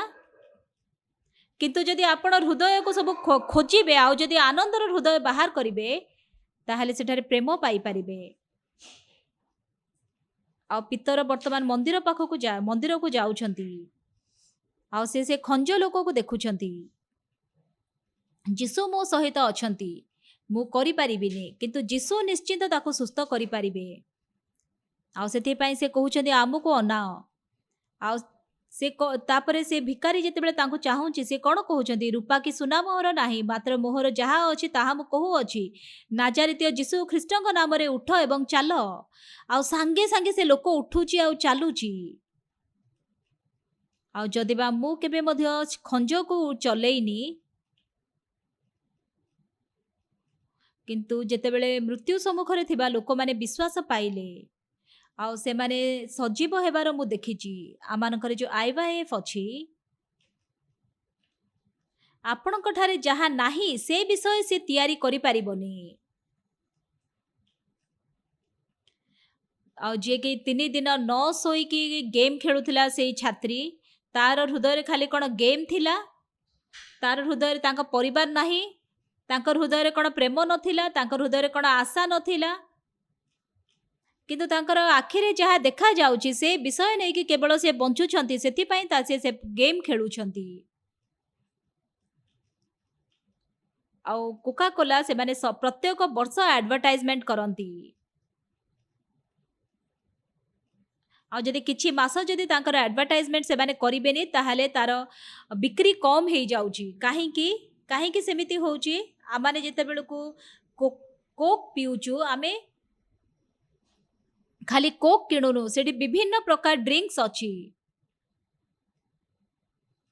କିନ୍ତୁ ସବୁବେଳେ ଆମମାନଙ୍କର ମନରେ ଆଉ କୋଲ୍ଡ ଡ୍ରିଙ୍କ୍ସ ବୋଲି କହିଲେ କୋକାକୋଲା ଆମେ ମାନେ କହିଥାଉ। ଆଉ ଯେତେବେଳେ କି ଆମେ ମାନେ ସେଇ କୋକାକୋଲାର ଆଡଭର୍ଟାଇଜମେଣ୍ଟ ଦେଖୁ, ସେଇଟା ଆମମାନଙ୍କର ମନରେ ପୁରା ବସି ଯାଇଥାଏ। ଆଉ ସେଥିପାଇଁ କି ଆଉ ଥଣ୍ଡା ପିଇବାକୁ ଇଚ୍ଛା ହେଲେ କୋକାକୋଲା ବୋଲି ଲୋକମାନେ କହନ୍ତି। କୋକାକୋଲା ବ୍ୟତୀତ ସେଠି ବିଭିନ୍ନ ପ୍ରକାର ଆହୁରି କୋଲ୍ଡ ଡ୍ରିଙ୍କ୍ସ ଅଛି। କିନ୍ତୁ କେତେ ଲୋକ ଅଛନ୍ତି ଯେଉଁମାନେ କେବଳ କୋକାକୋଲା ପସନ୍ଦ କରନ୍ତି, କେତେ ଲୋକ ଅଛନ୍ତି ଯେଉଁମାନଙ୍କୁ କଫି ହିଁ ଖାଲି ପସନ୍ଦ ଲାଗେ। ଆଉ ସେମାନଙ୍କୁ ଯାହା ବି ପଚାରିବେ କ'ଣ ପିଇବେ, ସେମାନେ କଫି ବୋଲି କହିବେ, ସେମାନେ କୋଲା ବୋଲି କହିବେ। ଆଉ କିଛି ପିଇବେ କି ବୋଲି ପଚାରିଲେ ଲୋକମାନଙ୍କର ମନରେ କୋକାକୋଲା ଥାଏ। ଆପଣ କ'ଣ ପିଇବାକୁ ଇଚ୍ଛା କରୁଛନ୍ତି? କୋକାକୋଲା ଗୋଟେ ଦିଅନ୍ତୁ। ଆଉ ହଠାତ୍ ତାଙ୍କର ମନରେ ସେଇ ବିଷୟ ବାହାରେ, କାହିଁକି ନା ସେଇଟା ତାଙ୍କର ହୃଦୟର ସବୁଠୁ ଉପରେ ସେଇ ଚିନ୍ତା ଅଛି। ଆଉ ଯେତେବେଳକୁ ଆପଣଙ୍କୁ ଶୋଷ ଲାଗେ, ଆପଣଙ୍କୁ ସେଥିପାଇଁ ସାଙ୍ଗେ ସାଙ୍ଗେ କୋକାକୋଲା ମନେ ପଡ଼ିବ। ସେଥିପାଇଁ ପ୍ରତ୍ୟେକ ଲୋକଙ୍କର ହୃଦୟରେ ଆଉ ସେଇଠି ମନ୍ଦ ବିଷୟ ଅଛି, ଭଲ ବିଷୟ ଅଛି। ଆଉ ଯେତେବେଳେ ଗେମ୍ ଖେଳିବା ପାଇଁ ଯେଉଁ ଚିନ୍ତା, ସେଇଟା ମୋର ହୃଦୟରେ ଭର୍ତ୍ତି ହେଇକି ଅଛି। ଆଉ ସେଥିପାଇଁ ସେ ବାଧ୍ୟ ହେଇକି ଗେମ୍ ଖେଳିବ। ଆଉ ଯଦି ଡ୍ରଗ୍ସ କରି ନେବା ପାଇଁ କି ଯଦି ଚିନ୍ତା ହୃଦୟରେ ଅଛି, ତାହେଲେ ସେ ଡ୍ରଗ୍ସ ନେବ। ଆଉ ଗେମ୍ ସହିତ ଆଉ ମୋତେ ଗର୍ଲଫ୍ରେଣ୍ଡକୁ ଭେଟିବାର ଅଛି, ଆଉ ସେଠି ବିଭିନ୍ନ ପ୍ରକାର ଚିନ୍ତା ଅଛି ଏଇ ପ୍ରକାର। ଆଉ ଆମେମାନେ ଆପଣଙ୍କର ହୃଦୟରେ ଲୁଚିକି ଥିବା ସେ ହୃଦୟକୁ ବାହାର କରିବା ପାଇଁ ଇଚ୍ଛା କରୁଛୁ। କାହିଁକିନା ପ୍ରତ୍ୟେକଙ୍କ ହୃଦୟରେ ସେଠି ଗୋଟେ ଉତ୍ତମ ହୃଦୟ ଅଛି, ବହୁତ ସୁନ୍ଦର ରୂପ ଅଛି। ଆଉ ସାଧାରଣତଃ ଆମେମାନେ 2 ସପ୍ତାହ IYF ୱାର୍ଲ୍ଡ କ୍ୟାମ୍ପ କରିଥାଉ।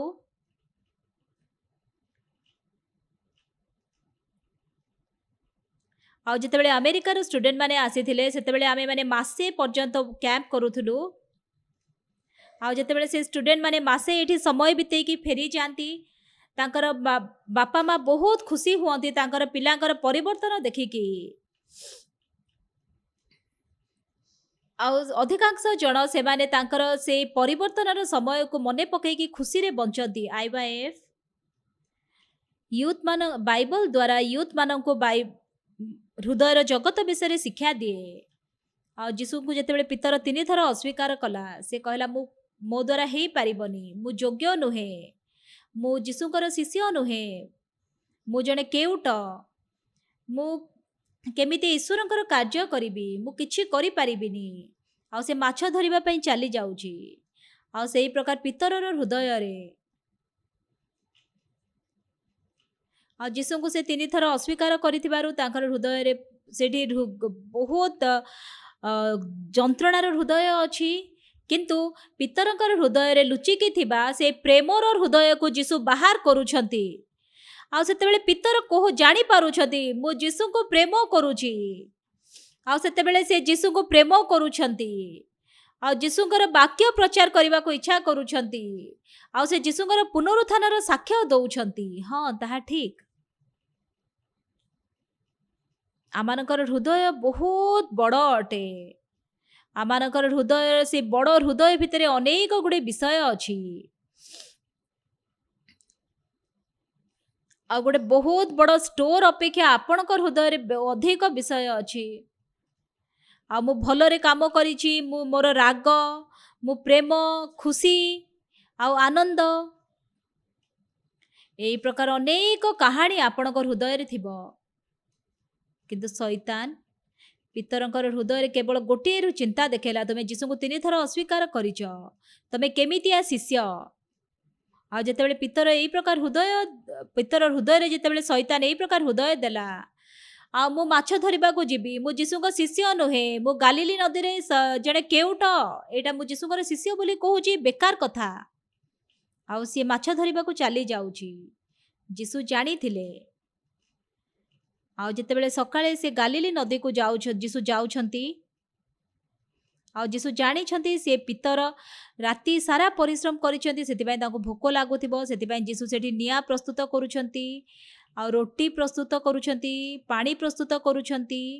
ଆଉ ତାପରେ ପଚାରୁଛନ୍ତି ତମେ ବେଶୀ ମାଛ ଧରିଛ କି? ଗୋଟେ ବି ମଧ୍ୟ ଧରିନୁ। ତେବେ ତୁମର ଡାହାଣ ପଟେ ସେଇ ଜାଲ ପକାଅ, ଡାହାଣ ପଟେ ତୁମର ଜାଲ ପକାଅ। ଆଉ ସେମାନେ ବହୁତ ମାଛ ଧରିଲେ। ଆଉ ପିତର ଜାଣିଲେ ଯେ ସେ ଯୀଶୁ ବୋଲି, ସେଥିପାଇଁ ସେ ପହଁରିକି ଯୀଶୁଙ୍କ ପାଖକୁ ଆସୁଛନ୍ତି। ଆଉ ସେତେବେଳେ ଯୀଶୁ ତାଙ୍କୁ କହିଲେ, ଆଉ ଯୀଶୁ ତାଙ୍କ ପାଇଁ ଯେଉଁ ନିଆଁ ଆଉ ରୁଟି ପ୍ରସ୍ତୁତ କରିଥିଲେ, ଆଉ ପାଣି ପ୍ରସ୍ତୁତ କରିଥିଲେ। ଆଉ ସେତେବେଳେ ପିତରଙ୍କୁ ଯୀଶୁ କହୁଛନ୍ତି ଖାଇବା ପାଇଁ। ଆଉ ଯୀଶୁ ପିତରକୁ ପଚାରୁଛନ୍ତି, ଯୋହନଙ୍କର ପୁତ୍ର ସିମୋନ, ତୁମେ କ'ଣ ମୋତେ ଏମାନଙ୍କ ଅପେକ୍ଷା ଅଧିକ ପ୍ରେମ କରୁଛ?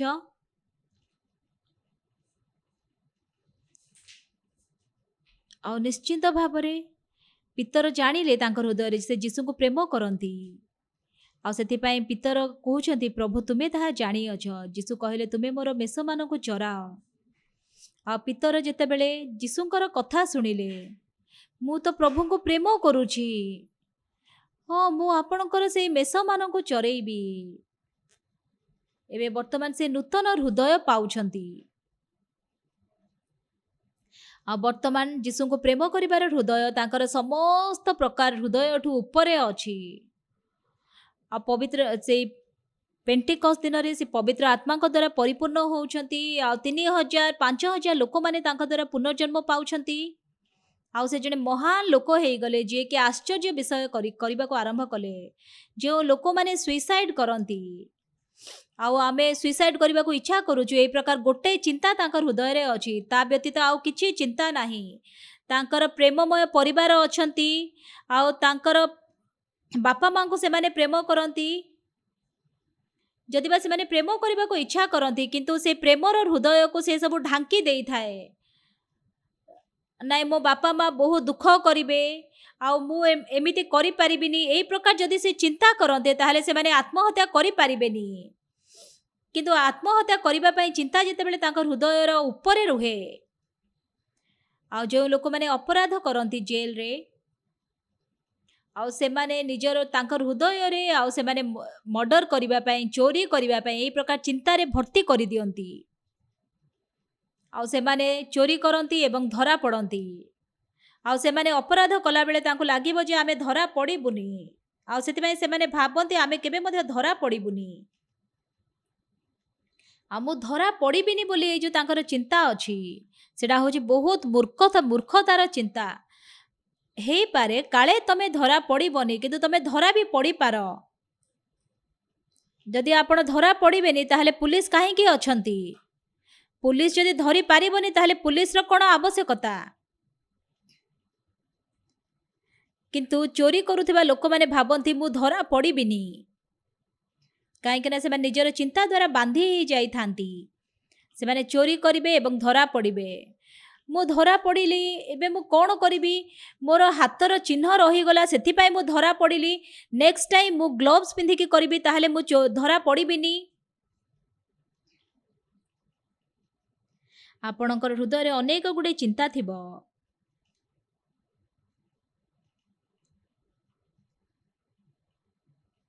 ଆଇୱାଇଏଫ୍ ଆପଣମାନଙ୍କ ହୃଦୟରେ ଥିବା ସେହି ସୁନ୍ଦର ଏବଂ ଉତ୍ତମ ହୃଦୟକୁ ବାହାର କରିବା ପାଇଁ ଇଚ୍ଛା କରେ ଏବଂ ଇଚ୍ଛା କରେ ଯେମିତିକି ଆପଣମାନେ ଆନନ୍ଦମୟ ଜୀବନ ବଞ୍ଚନ୍ତୁ। ଆଉ ରାଗିବା, ଘୃଣା କରିବା ସେଇଟା କ'ଣ ଭଲ ଯେ ଆପଣ ସେଇ ହୃଦୟ ନିଜ ହୃଦୟରେ ରଖୁଛନ୍ତି? ଆପଣମାନେ ନିଜର ହୃଦୟରୁ ସେଇ ହୃଦୟ ବାହାର କରିଦେଇକି ଆନନ୍ଦରେ ପରିପୂର୍ଣ୍ଣ କରନ୍ତୁ ଆପଣଙ୍କ ହୃଦୟକୁ। ଯଦି ଆପଣ ଆନନ୍ଦିତ ହେଇଛନ୍ତି ଗୋଟେ ସମୟରେ, ଯଦି ଆପଣଙ୍କର ସ୍ତ୍ରୀ ଯଦି ଆପଣଙ୍କୁ ସ୍ତ୍ରୀଙ୍କ ପ୍ରତି ଯଦି ଆପଣ ଖୁସି ଅଛନ୍ତି, ତାହେଲେ ଆପଣଙ୍କ ସ୍ତ୍ରୀ ଆପଣଙ୍କୁ ବହୁତ ସୁନ୍ଦରୀ ଦେଖାଯିବେ। ଆପଣ ଡିଭୋର୍ସ ତାଙ୍କୁ ଦେଇପାରିବେନି। ସେ ଯେ କେହି ବି ସ୍ତ୍ରୀ ଲୋକ ହୁଅନ୍ତୁ ନା କାହିଁକି, ସେଠି କେହି ନାହାନ୍ତି ଯାହାଙ୍କଠାରେ କି କିଛି ମନ୍ଦତା ନାହିଁ। ସେଠି କେହି ମଧ୍ୟ ସିଦ୍ଧ ନାହାନ୍ତି। ସେଠି କେହି ନାହାନ୍ତି ଯିଏକି ଭୁଲ କରିନାହାନ୍ତି। କିନ୍ତୁ ଯଦି ସେ ସ୍ତ୍ରୀ ଲୋକଙ୍କର ଯଦି ମନ୍ଦ ବିଷୟ ଆପଣଙ୍କୁ ଖାଲି ଦେଖାଯିବ, ତାହେଲେ ଆପଣ ତାଙ୍କ ସହିତ ରହିପାରିବେନି। ଯଦି ଆପଣଙ୍କ ସ୍ତ୍ରୀଙ୍କର ଖାଲି ଭଲ ବିଷୟ ଆପଣ ଦେଖିବେ, ତାହେଲେ ଆପଣ ଆନନ୍ଦମୟ ଜୀବନ ବଞ୍ଚିପାରିବେ।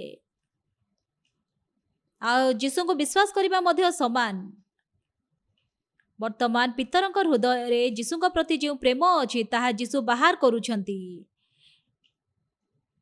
ଆଉ ଆମେମାନେ ୟୁଥ୍ ମାନଙ୍କର ହୃଦୟରେ ଏଇ ପ୍ରକାର ସୁନ୍ଦର ହୃଦୟ ଦେଇଥାଉ, ଯେମିତିକି ସେମାନେ ଗେମ୍ରୁ ମୁକ୍ତ ହେବେ, ଯେମିତିକି ତାଙ୍କର ଡ୍ରଗ୍ସରୁ ମୁକ୍ତ ହେବେ, ଯେମିତିକି ଭୁଲ ହୃଦୟରୁ ସେମାନେ ମୁକ୍ତ ହେବେ ଏବଂ ଆଶୀର୍ବାଦ ପୂର୍ଣ୍ଣ ଜୀବନ ବଞ୍ଚିପାରିବେ।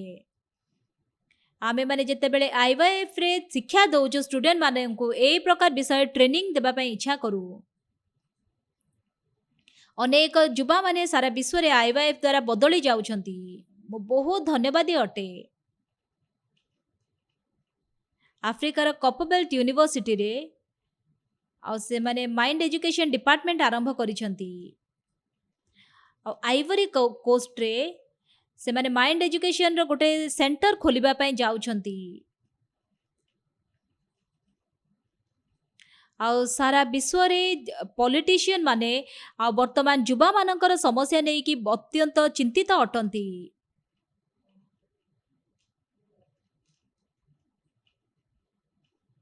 ଆଉ ଯେତେବେଳେ ଯୁବ ସମାଜ ଆଉ ସେମାନେ ଯେତେବେଳକୁ ନମ୍ର ହୃଦୟ ପାଇବେ, ଯଦି ସେମାନେ ଆନନ୍ଦର ହୃଦୟ ପାଇବେ, ସେମାନେ ଆଶୀର୍ବାଦମୟ ଜୀବନ ବଞ୍ଚିପାରିବେ। ଏବଂ ଏହି ପ୍ରକାର ହୃଦୟ ଦ୍ୱାରା ଅନେକ ୟୁଥ୍ ମାନେ ଡ୍ରଗ୍ସରୁ, ଗେମ୍ସରୁ, ଆଉ ଜୁଆ ଖେଳରୁ ଏବଂ ଅନ୍ଧକାରମୟ ଜୀବନରୁ ସେମାନେ ମୁକ୍ତ ହେଇପାରିବେ ଏବଂ ଆଲୋକିତ ଜୀବନ ବଞ୍ଚିପାରିବେ। ଏହି ବିଷୟ ଆପଣମାନେ କେବଳ ବାଇବଲରେ ହିଁ ପାଇପାରିବେ। ପିତର ଯୀଶୁଙ୍କୁ 3 ଥର ଅସ୍ୱୀକାର କଲେ। ଯୀଶୁ ତାଙ୍କର କ୍ରୁଶର ରକ୍ତ ଦ୍ୱାରା ତାଙ୍କର ସମସ୍ତ ପାପ କ୍ଷମା କରିଦେଲେ ଏବଂ ଯୀଶୁ ତାଙ୍କୁ କହୁଛନ୍ତି ତୁମେ ମୋର ମେଷମାନଙ୍କୁ ଚରାଅ। ଏବଂ ଏହି ପ୍ରକାର ଭାବରେ ସେ ପିତରଙ୍କୁ କଢ଼େଇ ନେଉଛନ୍ତି, ଯେମିତିକି ପିତର କେବଳ ତାଙ୍କର ମେଷମାନଙ୍କୁ ଚରେଇବେ। ବର୍ତ୍ତମାନ ଆମେ ହୃଦୟର ଜଗତ ବିଷୟରେ କଥା ହେଉଛୁ। ଆଉ ଏହା ହୃଦୟର ଜଗତ ବିଷୟରେ ଅତି ବିସ୍ତୃତ ଭାବରେ ଆମମାନଙ୍କୁ ଶିକ୍ଷା ଦେଉଛି। ମୁଁ ବାଇବଲ ଦ୍ୱାରା ସେଲ୍ଫ କଣ୍ଟ୍ରୋଲ ଶିଖିଲି, ଗଭୀର ଚିନ୍ତା କରିବାର ପଦ୍ଧତି ଶିଖିଲି, ଆଉ ଲୋକମାନଙ୍କ ସହିତ କଥାବାର୍ତ୍ତା ହେବାର ମୁଁ ଶିଖିଲି ଏବଂ ଏହି ପ୍ରକାର ଭାବରେ ମୋର ଜୀବନ ବହୁତ ବଦଳିଗଲା। मु जड़े पास्टर अच्छी से कि मोर मिनिस्ट्री में मते बाइबल द्वारा अनेक आशीर्वाद दौरान परमेश्वर एवं मु शक्तियुक्त भाव में सुसमाचार प्रचार करि पारुछि। आईवाईएफ द्वारा सारा विश्व में आमे माने युव समाज मध्य कार्य करने को इच्छा करुछु। गत वर्ष फेब्रुआरी रे जेते बेलको मु जाइथिली साउथ अमेरिका को सेते चारिटा देशर मु प्रेसिडेंट मानको भेटिली। मु तांको कहिली प्रेसिडेंट मानको भेटिबा एते सहज नुहे। आउ सेथिपाई कि आउ एजुकेशन मिनिस्ट्री रो मिनिस्टर को सहित आपण मते परिचय करई दियंतु। आउ जदि आमानको केवल से माने गोटे स्कूल देबे ताले आमे माने स्टूडेंट मानको गोटे वर्ष पई ट्रेनिंग देबु। हमर किमचन रे गोटे स्कूल अछि। आउ से किमचन रे जो स्कूल अछि से स्कूल रे आमे माने माइंड एजुकेशन रे ट्रेनिंग दउछु। आउ जेते बेलको आमानकर सारा विश्व रो मिनिस्टर माने से स्कूल देखंती आसिकी से माने बहुत खुशी हे जानती। आउ ठीक से ही परी जदि आपण हृदय जगत विषय रे जानिबे युव समाज रो लोक माने ड्रग्स रु आउ से माने वीडियो गेम रु जुआ खेल रु अति सहज रे मुक्त हेई पारिबे। आउ पितर बहुत दुखी हेई जाउछंती जंत्रणा पाउछंती यीशु को अस्वीकार करिथिबारु। आउ किंतु पितरंकर हृदय रे लुचिकी थिबा यीशुको पई प्रेम बाहर कर जेतेबेले बाहरी आसुची सेतेबेले महत भाबरे पेंटिकोस दिन रे पितर कार्य करूछंती। मु जणे पास्टर मु ईश्वरंकर वाक्य कही थाए जेतेबेले युव समाजर लोक माने परिवर्तित हुअंती ताहा देखि कि मु बहुत आनंदित हुए। सेठी ऑटिस्टिक पिला माने जुआ खेल रे माताल हेइतिबा लोक माने आउ गेम एडिक्ट माने हमर आईवाईएफ को भेटिकी से माने परिवर्तित हेबार आमे देखिचु। आउ आईवाईएफ होची गोटे एई प्रकार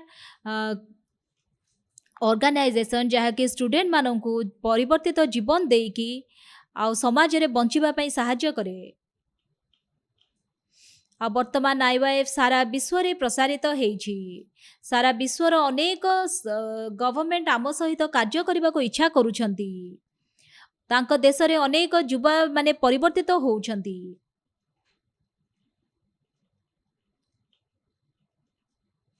जेतेबेले सेठी छोट पिला माने आ युवक युवती माने आपणको घरे अछंती तांको कुहंतुनी गेम खेलनी आउ तमे एइटा करनी सेमिति कहबा परिवर्ते जदि आपण खाली तांकर हृदय को टिके बदलई देबे ताहले अति सहज रे से माने बदली जिबे।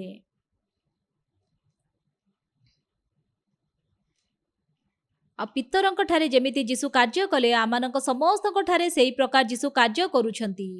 एइथरक आईवाईएफ द्वारा आपण माने नुआ हृदय पाइबे बोली मु विश्वास करूछि। आपणक हृदय रे जो मूल्यवान हृदय अछि ताहा जदि आपण बाहर करिवे आपण चिंता करिवे कथाबार्ता हेबे आउ ताहले मु विश्वास करूछि आपण माने आनंदमय जीवन बंचिबे। सारा विश्व रे आमे माने आईवाईएफ द्वारा ए विषय कहिबा पई इच्छा करूछु।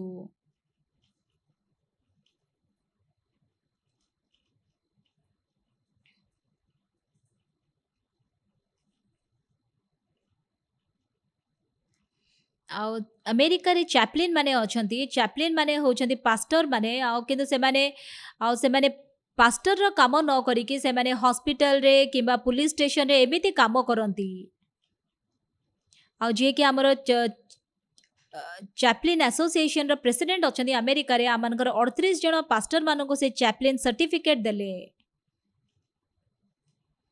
आमे पूर्वरु जेल रे जेतेबेले आमे माने ट्रेनिंग दउथुलु केनिया रे आउ सेतेबेले आमाने केनिया रे गोटे थियोलॉजी कॉलेज आरंभ कलु जेल भितरे। आउ जेल रे जो थियोलॉजी कॉलेज थिला सेठी किछि ट्यूशन फीस नथिला। आमानकर जने पास्टर अछंती तांका ना होची गिसंग किम आउ से 16 वर्ष धरि कि जेल रे थिले। आ वर्तमान सेठी सब खाली ऑनलाइन रे होची सेते पई कि से टीवी पठेई देले से जेल गुडा को। आउ तापरे से माने जेते बेलको से ट्रेनिंग पाउछंती सेते बेलको आउ जेल भितरे अधिक परिमाण रे से जो तांकर अपराध होउथिला ताहा सब कमी जाउची। ଆଉ କେନିଆର ପ୍ରେସିଡେଣ୍ଟ ଆମମାନଙ୍କୁ କହିଲେ ଆପଣ ଆସିକି ଆମର କେନିଆର ସବୁ ସିଭିଲ ସର୍ଭେଣ୍ଟ ମାନଙ୍କୁ ତାଲିମ ଦିଅନ୍ତୁ। ଆମମାନଙ୍କର ବହି ଅଛି ଆମେମାନେ ସବୁ କିଛି ପ୍ରସ୍ତୁତ କରିସାରିଲୁଣି ବର୍ତ୍ତମାନ କରୋନା ପାଇଁକି ଆମେ ଟିକେ ଡିଲେ ହେଇଯାଇଛି କିନ୍ତୁ କିଛି ସମୟ ପରେ ଯେତେବେଳକୁ କରୋନା କମିଯିବ ସେତେବେଳେ ଆମେ ଆହୁରି ମହତ୍ ଭାବରେ କାର୍ଯ୍ୟ କରିବୁ ବୋଲି ଆମେମାନେ ବିଶ୍ୱାସ କରୁଛୁ। ଆଉ ପ୍ରଥମେ ଆମେମାନେ ଅନେକ ସରକାରମାନଙ୍କୁ କହିଲୁ ଆଉ ଗୋଟେ ସପ୍ତାହକୁ ଗୋଟେ ଘଣ୍ଟା ପାଇଁକି ଆମମାନଙ୍କୁ ସମୟ ଦିଅନ୍ତୁ ମାଇଣ୍ଡ ଏଜୁକେସନର। ଯଦି ଗୋଟେ ବର୍ଷ ପର୍ଯ୍ୟନ୍ତ ଷ୍ଟୁଡେଣ୍ଟ ମାନେ ଟ୍ରେନିଂ ନେବେ ତାହେଲେ ସେମାନେ କି ପ୍ରକାର ଭାବରେ ପରିବର୍ତ୍ତିତ ହେଉଛନ୍ତି ତାହା ଆପଣମାନେ ଦେଖିବେ। ମୁଁ ନିଶ୍ଚିନ୍ତ ଥିଲି ଏ ବିଷୟରେ କାହିଁକି ନା ଗୋଟେ ବର୍ଷ ଯଦି ସେମାନେ ଟ୍ରେନିଂ ନେବେ ନିଶ୍ଚିନ୍ତ ସେମାନେ ବଦଳି ଯିବେ। ଆପଣମାନେ ହେଉଛନ୍ତି IYF ର ମେମ୍ବର ମାନେ ଆପଣମାନେ ସାରା ବିଶ୍ୱକୁ ପରିବର୍ତ୍ତନ କରିବାର କ୍ଷମତା ରଖୁଛନ୍ତି। ଆଉ ମୋର ବହୁତ ସମସ୍ୟା ଥିଲା ମୁଁ ଅନେକ ଭୁଲ କରିଛି କିନ୍ତୁ ମୁଁ ଯେତେବେଳେ ଯୀଶୁଙ୍କୁ ଭେଟିଲି ମୁଁ ହୃଦୟର ଜଗତ ବିଷୟରେ ଜାଣିଲି ମୁଁ ଆଲୋକମୟ ଏବଂ ଆଶୀର୍ବାଦପୂର୍ଣ୍ଣ ଜୀବନ ବଞ୍ଚି ପାରୁଛି। ସାରା ବିଶ୍ୱ ବର୍ତ୍ତମାନ IYF ଦ୍ୱାରା ଆଉ ଆଲୋକମୟ ଏବଂ ଆଶୀର୍ବାଦପୂର୍ଣ୍ଣ ଜୀବନ ବଞ୍ଚିବ ବୋଲି ମୁଁ ବିଶ୍ୱାସ କରୁଛି। ଆଉ ସେମାନେ ଆନନ୍ଦରେ ଶୋଇବେ ଏବଂ ଆଶାରେ ଉଠିବେ ସକାଳେ। ମୁଁ ଏହି ପ୍ରକାର ଯୁବାମାନଙ୍କୁ ବନେଇବା ପାଇଁ ଇଚ୍ଛା କରୁଛି। ଆଉ ବର୍ତ୍ତମାନ IYF ଦ୍ୱାରା ଅନେକ ଯୁବକ ଯୁବତୀମାନେ ବଦଳି ଯାଉଛନ୍ତି। ଧନ୍ୟବାଦ। ମୁଁ ବିଶ୍ୱାସ କରୁଛି ଏହି IYF କ୍ୟାମ୍ପ ଆପଣମାନଙ୍କର ହୃଦୟରେ ଅନେକ ଆଶୀର୍ବାଦ ଦେବ। ପ୍ରାର୍ଥନା କରିବା ପିତା ପରମେଶ୍ୱର ଧନ୍ୟବାଦ। ଆମମାନଙ୍କର ହୃଦୟ ଯଦିବା ଈଶ୍ୱରଙ୍କର ହୃଦୟ ଠାରୁ ଭିନ୍ନ କିନ୍ତୁ ପିତରଙ୍କର ହୃଦୟର ଗଭୀରତାରେ ଯୀଶୁଙ୍କୁ ପ୍ରେମ କରିବାର ହୃଦୟ ଥିଲା ସେ ହୃଦୟକୁ ଯୀଶୁ ବାହାର କରୁଛନ୍ତି। ଆମମାନଙ୍କର ହୃଦୟରେ ଯେତେବେଳେ କି ପବିତ୍ର ହୃଦୟ ଅଛି ଆଉ ଆନନ୍ଦମୟ ହୃଦୟ ଅଛି ସେ ହୃଦୟକୁ ତୁମେ ବାହାର କରି ଆଣ। ତୁମେ ଆମମାନଙ୍କୁ ସାହାଯ୍ୟ କର ଯେମିତିକି ଆମେ ତାହା ଶିଖି ପାରିବୁ। ଧନ୍ୟବାଦ।